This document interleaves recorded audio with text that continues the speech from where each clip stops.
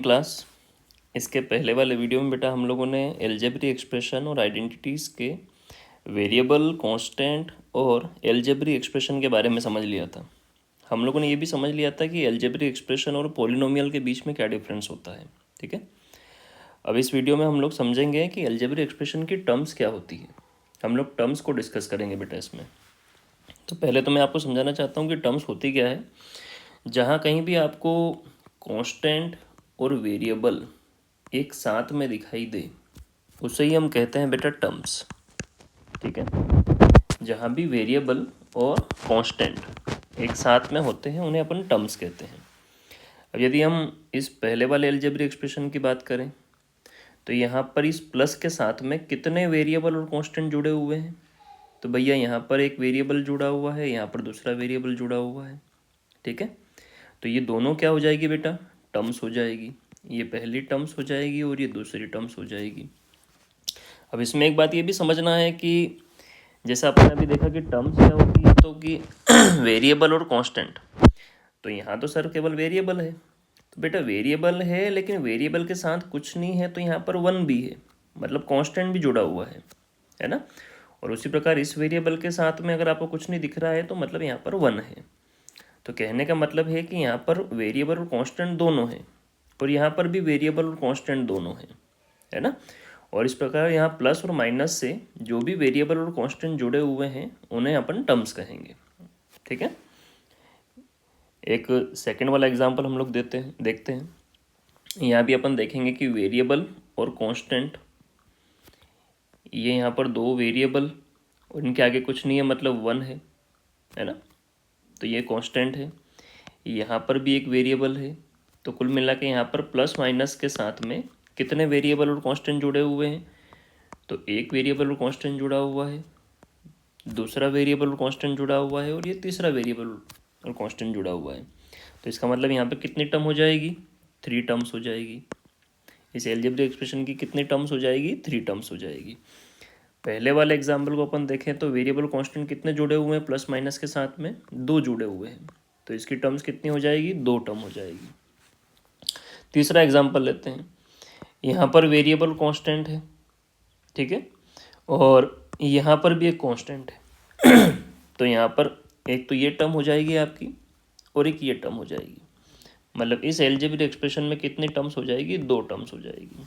ठीक, वैसे ही फोर्थ वाले एग्जाम्पल को देखते हैं।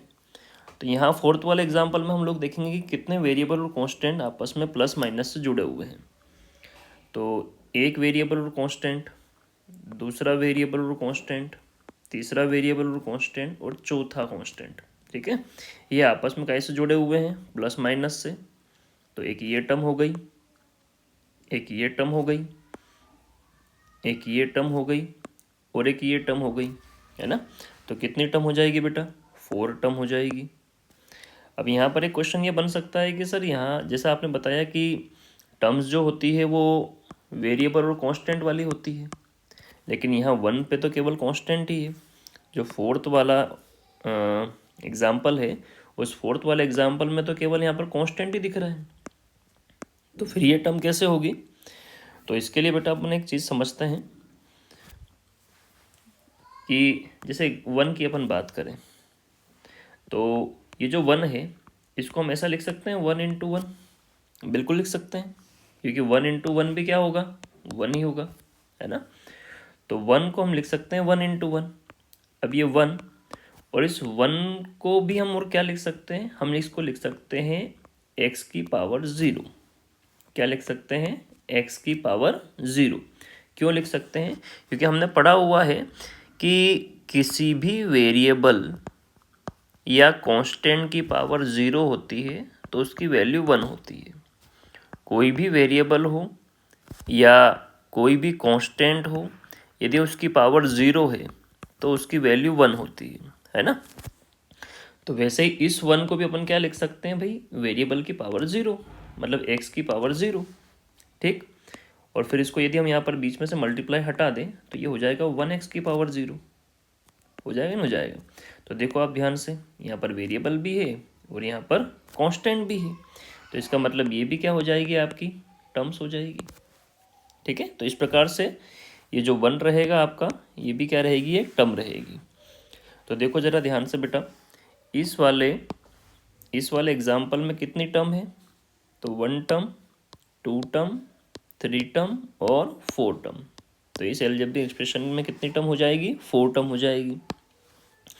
अब फिफ्थ वाले एग्जाम्पल की बात करें तो यहाँ पर प्लस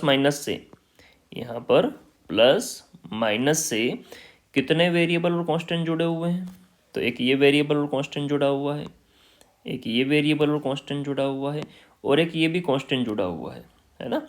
तो ये हो गई आपकी फर्स्ट टर्म, ये हो गई आपकी सेकेंड टर्म, और ये हो गई आपकी थर्ड टर्म। मतलब इस अलजेब्रिक एक्सप्रेशन में कितनी टर्म हो जाएगी, 3 टर्म हो जाएगी। वैसे ही अगर सिक्स्थ वाले एग्जाम्पल को देखें तो सिक्स्थ वाले एग्जाम्पल में केवल एक ही वेरिएबल और टर्म है, इसका मतलब यहाँ पर कितनी टर्म होगी, केवल एक टर्म होगी। सेवन्थ वाले एग्जाम्पल को देखें तो सेवन्थ वाले एग्जाम्पल में कितना कांस्टेंट है, एक ही कांस्टेंट है, तो मतलब यहाँ पर कितनी टर्म होगी, एक टर्म होगी।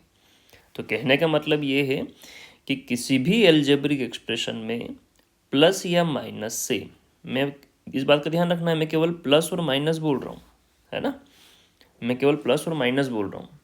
थोड़ी देर के लिए मान लें अपन कि ये एक अलजेब्रिक एक्सप्रेशन है, 2x + 4y + 7। तो आपको वेरिएबल और कांस्टेंट के बीच में केवल ये साइन देखना है, ये साइन,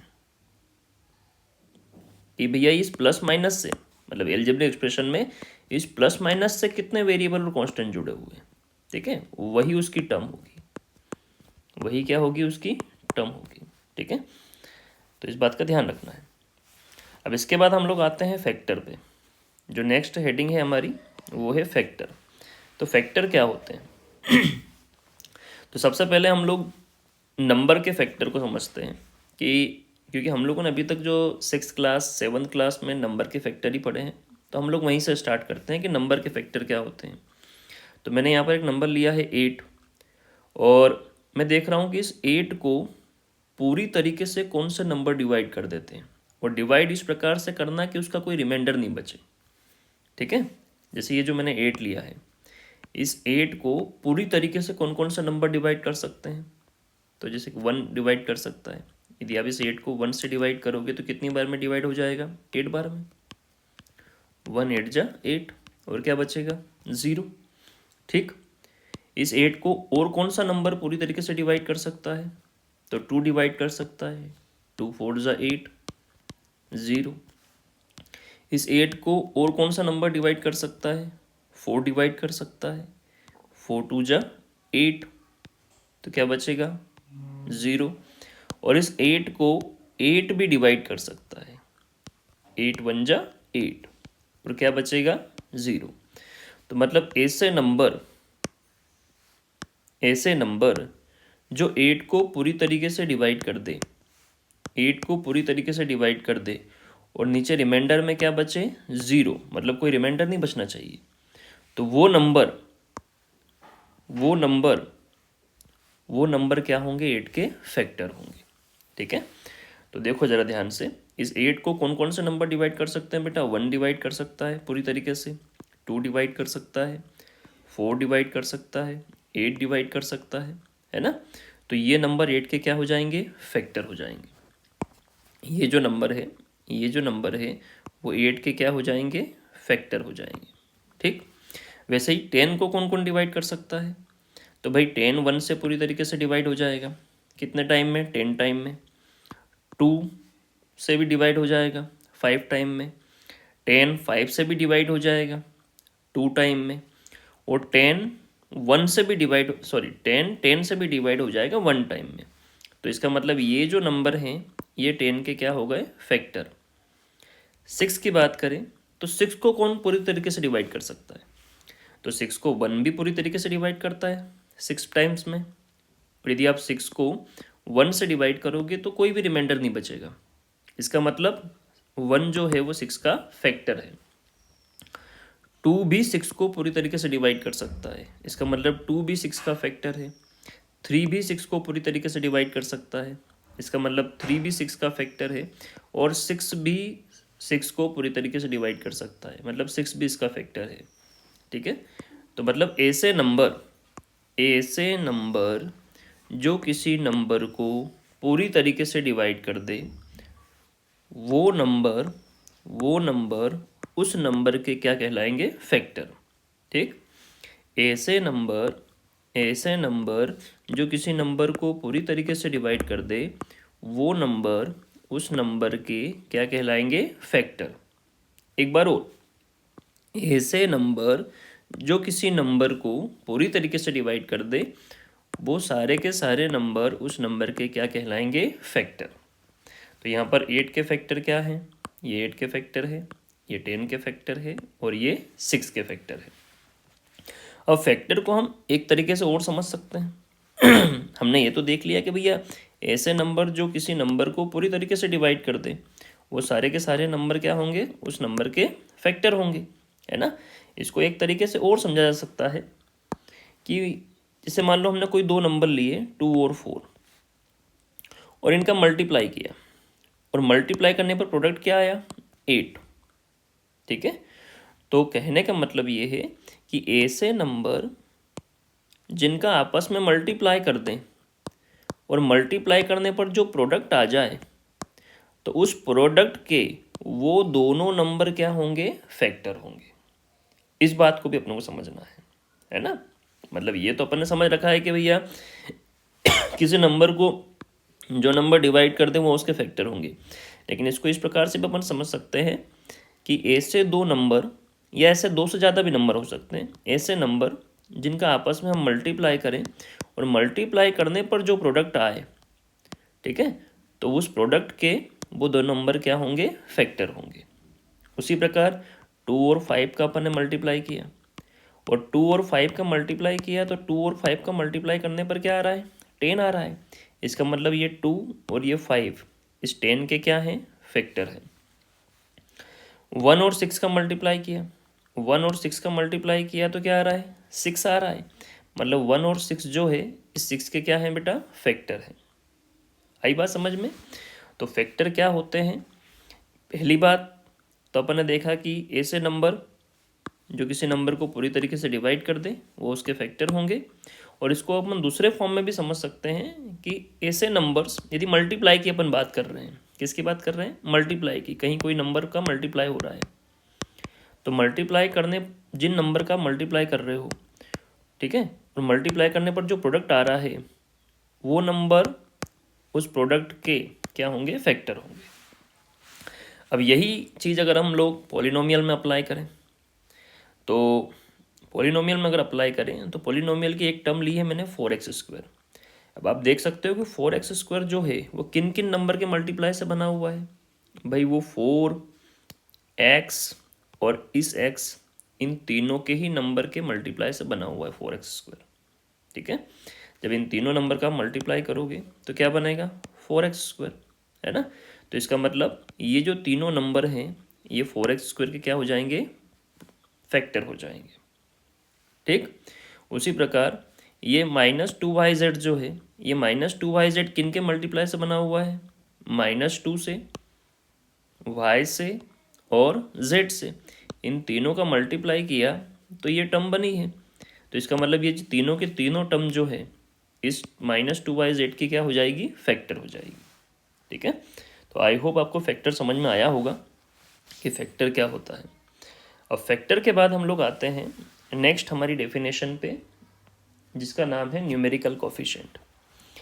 अब हम समझेंगे कि न्यूमेरिकल कोफिशिएंट क्या होता है तो न्यूमेरिकल कोफिशिएंट बहुत ही आसान है, आपको देखना है इसकी पहले हम डेफिनेशन पढ़ते हैं, उसके बाद न्यूमेरिकल कोफिशिएंट को समझते हैं। क्या दे रखा है डेफिनेशन में, the numerical factor of a variable term, जो वेरिएबल टर्म है उसका जो न्यूमेरिकल फैक्टर है, मतलब नंबर वाला फैक्टर है, उसे ही हम लोग क्या कहेंगे, न्यूमेरिकल कोफिशिएंट। ठीक है, जैसे ये जो टर्म है यदि इसको अपन टर्म के फॉर्म में समझें तो भाई इसके अंदर वेरिएबल है, एक्स भी वेरिएबल है और वाई भी वेरिएबल है, इसका मतलब ये वेरिएबल टर्म हो गई, है ना। इस बात का ध्यान रखना है आपको कि यदि कोई टर्म जिसके अंदर वेरिएबल हो उसे हम वेरिएबल टर्म कहेंगे। तो इस वेरिएबल टर्म में बिल्कुल अगर अपन सिंपल भाषा में देखें तो इस वेरिएबल टर्म में भैया मल्टीप्लाई में कौन सा नंबर है, तो इस वेरिएबल टर्म में वेरिएबल के साथ में मल्टीप्लाई में है -3। क्या है? -3। ठीक, तो -3 ही इस वेरिएबल टर्म का क्या हो जाएगा? न्यूमेरिकल कोफिशिएंट हो जाएगा। उसी प्रकार इस वेरिएबल टर्म में वेरिएबल के साथ में कौन मल्टीप्लाई में है? 4 मल्टीप्लाई में है। तो ये मतलब -4 मल्टीप्लाई में है, तो ये -4 क्या हो जाएगा? इस वेरिएबल टर्म का न्यूमेरिकल कोफिशिएंट हो जाएगा। वैसे यदि हम थर्ड वाली टर्म्स को देखें तो थर्ड वाली टर्म में इस वेरिएबल के साथ में कौन मल्टीप्लाई में है? -3 मल्टीप्लाई में है। तो मतलब इस वेरिएबल टर्म का न्यूमेरिकल कोफिशिएंट क्या हो जाएगा? -3 हो जाएगा।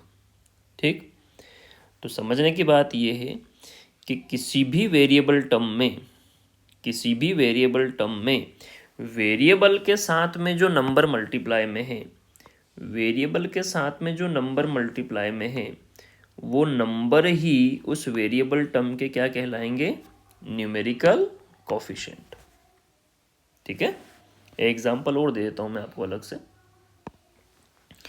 कि जैसे 3xyz ये एक टर्म है। अब इस टर्म में ये तीनों तो वेरिएबल है और इन तीनों वेरिएबल के साथ में कौन सा नंबर मल्टीप्लाई में है? तो 3 मल्टीप्लाई में है। तो इस वेरिएबल टर्म का न्यूमेरिकल कोफिशिएंट क्या हो जाएगा? 3 हो जाएगा। ठीक है, तो इस बात का ध्यान रखना है, न्यूमेरिकल कोफिशिएंट क्या होता है? किसी भी वेरिएबल टर्म में उस वेरिएबल के साथ में जो नंबर मल्टीप्लाई में होगा वही उसका न्यूमेरिकल कोफिशिएंट होगा। ठीक है, अब उसके बाद हम लोग आते हैं नेक्स्ट हमारी डेफिनेशन, जो कि बहुत ज़्यादा इम्पोर्टेंट है, लाइक टर्म्स। लाइक टर्म्स क्या होती है? अब हम लोगों ने टर्म्स को तो समझ लिया है, यहाँ पर अपने टर्म्स को समझ लिया है ना, कि टर्म्स क्या होती है। इस वाली डेफिनेशन में हमने टर्म्स को समझा है। अब हम समझेंगे कि लाइक टर्म्स क्या होती है। तो लाइक टर्म्स क्या होती है बेटा? ऐसी टर्म्स जिनके अंदर वेरिएबल भी एक जैसे हो, मतलब एक ही टाइप के हो। अब एक ही टाइप का क्या मतलब? तो यहाँ पर भी एक्स है और यहाँ पर भी क्या है? एक्स, दोनों जगह एक्स है, तो ये एक ही टाइप का है ना। तो ऐसी टर्म्स जिसमें वेरिएबल भी एक टाइप के हो और उनकी पावर भी सेम हो। यहाँ एक्स की पावर 1 है और यहाँ पर भी एक्स की पावर 1 क्या है? 1। तो ऐसे टर्म्स जिनके अंदर वेरिएबल भी सेम हो और पावर भी सेम हो, उनको हम क्या कहेंगे? लाइक टर्म्स कहेंगे। क्या कहेंगे? लाइक टर्म्स कहेंगे। अब यदि हम दूसरे वाले एग्जाम्पल में देखें तो दूसरे वाले एग्जाम्पल में भी देखो बेटा आप लोग, यहाँ पर वेरिएबल क्या है? एक्स वाई, यहाँ पर भी वेरिएबल है एक्स वाई। ठीक, यहाँ पर इस x की पावर भी 1 है, यहाँ पर भी x की पावर 1 है, यहाँ पर y की पावर 2 है, यहाँ पर भी y की पावर 2 है। इसका मतलब क्या? वेरिएबल भी सेम है और वेरिएबल की पावर भी सेम है। तो ऐसी टर्म्स जिनके अंदर वेरिएबल भी सेम हो और वेरिएबल की पावर भी सेम हो, उनको हम क्या कहेंगे? लाइक टर्म्स कहेंगे। ठीक, लास्ट एग्जाम्पल इसका लास्ट एग्जाम्पल में आप देखेंगे कि आपको यहाँ पर वापस 2 टर्म दे रखी है। इन दोनों टर्म में इसमें भी वेरिएबल ए वाई जेड है, इसमें भी वेरिएबल ए वाई जेड है, इसमें ए की पावर भी 1 है, इसमें भी ए की पावर 1 है, इसमें वाई की पावर 2 है, इसमें भी वाई की पावर 2 है, इसमें जेड की पावर 1 है, इसमें भी जेड की पावर 1 है। ठीक है, तो ये ऐसी 2 टर्म है जिसके अंदर वेरिएबल भी सेम है और वेरिएबल की पावर भी सेम है। तो इन दोनों टर्म को भी हम क्या कहेंगे बेटा? लाइक टर्म्स कहेंगे। अब इनमें एक बात का और ध्यान रखना है आपको, डेफिनेशन तो आपने समझ ली कि ऐसी टर्म्स लाइक टर्म्स है सेम वेरिएबल एंड पावर, मतलब जिनमें सेम वेरिएबल हो, एक जैसे वेरिएबल हो और पावर भी सेम हो, उन्हें हम लाइक टर्म्स कहेंगे। अब इसमें सर अगर आगे नंबर लिखे हुए हैं तो इसका क्या फ़र्क पड़ेगा? तो इसका कोई फ़र्क नहीं पड़ेगा बेटा, नंबर कुछ भी हो उससे कोई फ़र्क नहीं पड़ना है, आगे जो कांस्टेंट कुछ भी हो उससे फ़र्क नहीं पड़ना है। आपको यदि लाइक टर्म्स को चेक करना है तो केवल वेरिएबल और वेरिएबल की पावर को चेक करना है कि जो भी 2 टर्म या 3 टर्म दे रखी है उसमें वेरिएबल सेम है क्या और वेरिएबल की पावर सेम है क्या। यदि वेरिएबल और वेरिएबल की पावर सेम है तो वो लाइक टर्म है, उसमें आगे जो भी नंबर लिखे हुए हैं उससे कोई फ़र्क नहीं पड़ना है। तो आई होप आपको लाइक टर्म्स क्लियर हो गई होगी। कि लाइक टर्म्स क्या होती है। लाइक टर्म्स के बाद हम लोग आते हैं अनलाइक टर्म्स पे। अनलाइक टर्म्स, तो यदि आपको लाइक टर्म समझ में आ गई है तो अनलाइक टर्म समझना बहुत आसान है। क्यों? क्योंकि जो टर्म लाइक नहीं होगी वो अनलाइक होगी। सिंपल सी बात है भाई। लाइक टर्म में हमने देखा कि वेरिएबल भी सेम होना चाहिए और पावर भी सेम होना चाहिए वेरिएबल की, तो वो लाइक टर्म है। अब यदि इन दोनों में से कोई एक भी चीज़ नहीं है तो वो अनलाइक टर्म हो जाएगी। देखो इसकी डेफिनेशन क्या दे रखी है। डेफिनेशन दे रखी है, terms which are not like terms, ऐसी टर्म जो कि लाइक टर्म नहीं है, आर कॉल्ड अनलाइक टर्म्स। तो हम सिंपली उनको क्या कह देंगे? Unlike terms. समझते हैं एग्जाम्पल से। अब इन दोनों टर्म को देखो बेटा। पहली बात तो लाइक टर्म में अपन केवल वेरिएबल और वेरिएबल की पावर की बात करते थे, है ना? तो वही अपन यहाँ चेक करेंगे। यहाँ वेरिएबल क्या है? यहाँ वेरिएबल एक्स है, लेकिन यहाँ दो वेरिएबल एक्स वाई। तो क्या वेरिएबल सेम है? वेरिएबल सेम नहीं है। यहाँ पर एक ही वेरिएबल है और यहाँ पर दो वेरिएबल है। ठीक है, तो यहीं से ही बात खत्म हो जाती है कि भाई ये लाइक टर्म नहीं है। अगर ये लाइक टर्म होती तो दोनों जगह पर वेरिएबल सेम होते, तो ये क्या हो जाएगी? अनलाइक टर्म हो जाएगी। अनलाइक टर्म्स हो जाएगी। अब इसको देखें हम लोग, तो यहाँ पर वेरिएबल एक्स है और यहाँ पर वेरिएबल क्या है? वाई है। तो क्या वेरिएबल सेम है? वेरिएबल सेम नहीं है। हाँ, तो सर पावर तो सेम है, इसकी भी पावर 1 है, इसकी भी पावर 1 है, तो सर पावर तो सेम है। तो बेटा दोनों चीज़ सेम होनी चाहिए, वेरिएबल भी सेम होना चाहिए और पावर भी सेम होना चाहिए। अब यहाँ पावर सेम है लेकिन वेरिएबल सेम नहीं है ना? इसलिए ये क्या हो जाएगी? अनलाइक टर्म हो जाएगी। ये अनलाइक टर्म हो जाएगी। ठीक, और ऐसे ही तीसरा एग्जाम्पल देखते हैं हम लोग कि 4xy² और 4x²y। अब आप यदि इन दोनों ही टर्म को देखोगे तो वेरिएबल तो सेम है, यहाँ भी xy है और यहाँ भी xy है, लेकिन यहाँ x की पावर 1 है, यहाँ x की पावर 1 है और यहाँ x की पावर 2 है, यहाँ y की पावर 2 है, यहाँ y की पावर 1 है। मतलब वेरिएबल तो सेम है लेकिन पावर सेम नहीं है। और यदि लाइक टर्म होनी चाहिए तो दोनों ही सेम होना चाहिए। मतलब ये लाइक टर्म नहीं है और ये लाइक टर्म नहीं है, तो ये क्या हो जाएगी बेटा? अनलाइक टर्म्स हो जाएगी। ठीक, और समझ में आया होगा आप लोगों को कि लाइक टर्म और अनलाइक टर्म क्या होती है। अब लाइक टर्म और अनलाइक टर्म के बाद एक बहुत ही सिंपल सी डेफिनेशन पे हम लोग आते हैं, और मतलब एक टॉपिक ही है ये। डेफिनेशन क्या है? एक सिंपल सा टॉपिक है, पॉलिनोमियल। तो पॉलिनोमियल क्या होता है? तो वैसे तो जितने भी अलजेब्रिक एक्सप्रेशन होते हैं, चाहे वो 1 टर्म वाले हो, चाहे वो 2 टर्म वाले हो, चाहे वो 3 टर्म वाले हो, चाहे वो 4 टर्म वाले हो, जितने भी अलजेब्रिक एक्सप्रेशन होते हैं बेटा उनको हम पॉलिनोमियल ही कहते हैं। ठीक है, लेकिन 3 टर्म तक की पॉलिनोमियल, मतलब अगर 1 टर्म वाली पॉलिनोमियल है, कोई पॉलिनोमियल 2 टर्म वाली है, कोई पॉलिनोमियल 3 टर्म वाली है, तो इनको हमने थोड़ा सा अलग से नाम भी दे रखा है, तो वो समझते हैं हम लोग। वैसे तो सबके सब पॉलिनोमियल होती है। आप सारी ही अलजेब्रिक एक्सप्रेशन की कितनी भी टर्म्स हो उनको आप पॉलिनोमियल कह सकते हो, लेकिन 1 टर्म, 2 टर्म और 3 टर्म वाली पॉलिनोमियल को हमने अलग से भी नाम दे रखा है। तो देखते हैं अपन ने क्या दे रखा है। तो इसकी पहली जो डेफिनेशन है वो है मोनोमियल। मोनोमियल किसे कहेंगे? तो an expression with only 1 term, ऐसा अलजेब्रिक एक्सप्रेशन जिसमें केवल एक ही टर्म हो, इस कार्ड मोनोमियल। तो उस अलजेब्रिक एक्सप्रेशन को हम क्या कहेंगे? मोनोमियल। जैसे ये अलजेब्रिक एक्सप्रेशन, इसमें एक ही टर्म है, ये अलजेब्रिक एक्सप्रेशन इसमें एक ही टर्म है, यहाँ पर एक ही टर्म है, यहाँ पर भी एक ही टर्म है।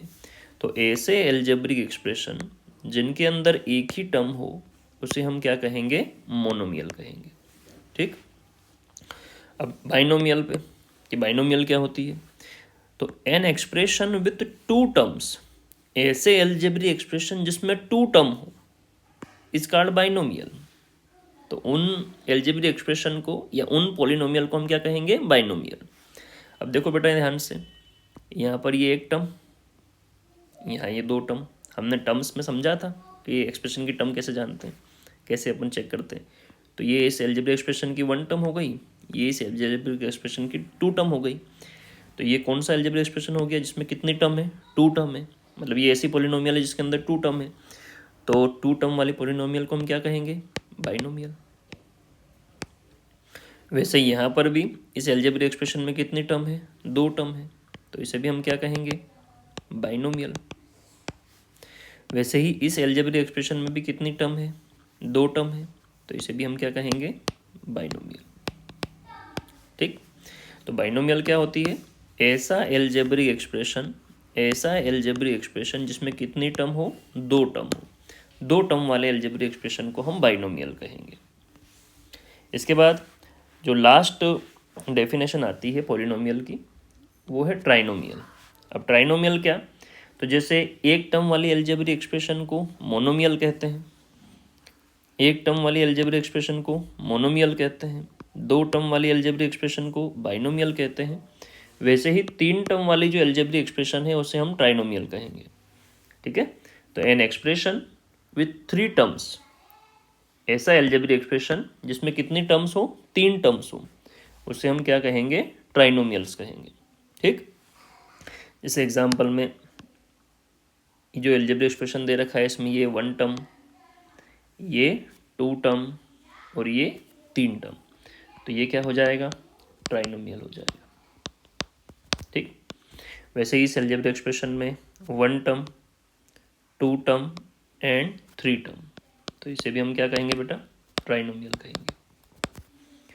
और इस अलजेब्रिक एक्सप्रेशन में भी 1 टर्म, 2 टर्म एंड 3 टर्म, तो इसे भी हम क्या कहेंगे बेटा, ट्राइनोमियल कहेंगे।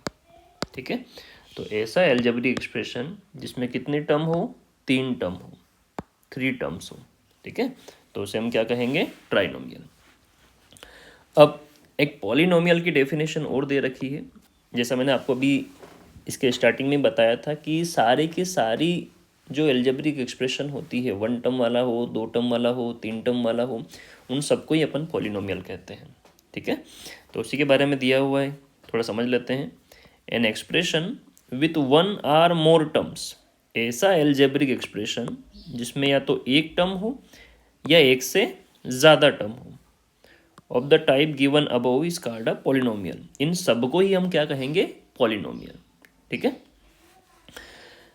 Second point, a monomial, a binomial मतलब 1 टर्म वाला अलजेब्रिक एक्सप्रेशन, 2 टर्म वाला अलजेब्रिक एक्सप्रेशन, अ ट्राइनोमियल मतलब 3 टर्म वाला algebraic expression, are all example of polynomial. ये सारे के सारे ही किसके एग्जाम्पल है, पॉलिनोमियल के एग्जाम्पल है। ठीक, third, expression with more than 3 terms. अब यदि 1 टर्म वाली है तो उसको अलग से हम नाम दे सकते हैं मोनोमियल, 2 टर्म वाली अलजेब्रिक एक्सप्रेशन है तो उसे हम अलग से नाम दे सकते हैं बाइनोमियल, 3 टर्म वाली कोई अलजेब्रिक एक्सप्रेशन है तो उसको हम अलग से नाम दे सकते हैं ट्राइनोमियल।